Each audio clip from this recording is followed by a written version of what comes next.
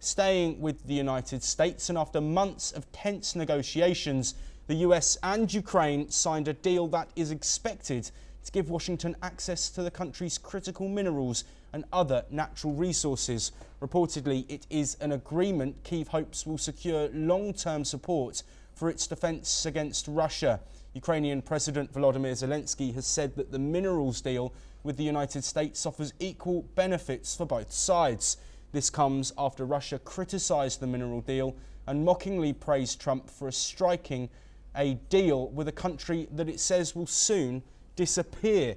Russian Secretary Council Deputy Chairman Dmitry Medvedev stated that Trump has finally pressured the Kyiv regime to pay for US aid with mineral resources, and now that Ukraine is about to disappear, it will have to use its national wealth to pay for military supplies. Meanwhile, Russia launched a large-scale drone attack on the central industrial city of Zaporizhzhia and wounded reportedly 29 people, according to the regional governor Ivan Fedorov. He also stated that Russian forces had made at least 10 strikes on the city, damaging private homes, tens of high-rise apartment buildings, educational institutions and infrastructure sites.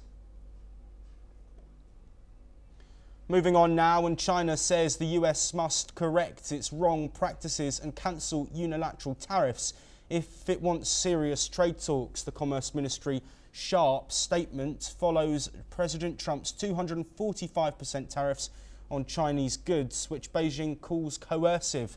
Officials in Beijing say they're open to talks, but only if Washington shows sincerity and takes concrete action. They accuse the US of seeking talks while escalating pressure behind the scenes. State media insists the US is more desperate to resolve the trade war, but both sides are using vague language to avoid looking weak.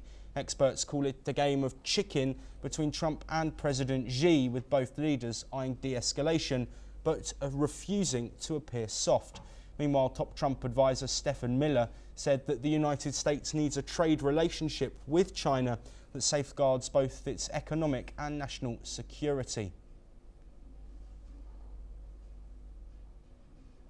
On the other hand, Japan's envoy says talks with the US have been frank and constructive, with further rounds scheduled in mid-May. Japan still faces sweeping tariffs on cars and steel.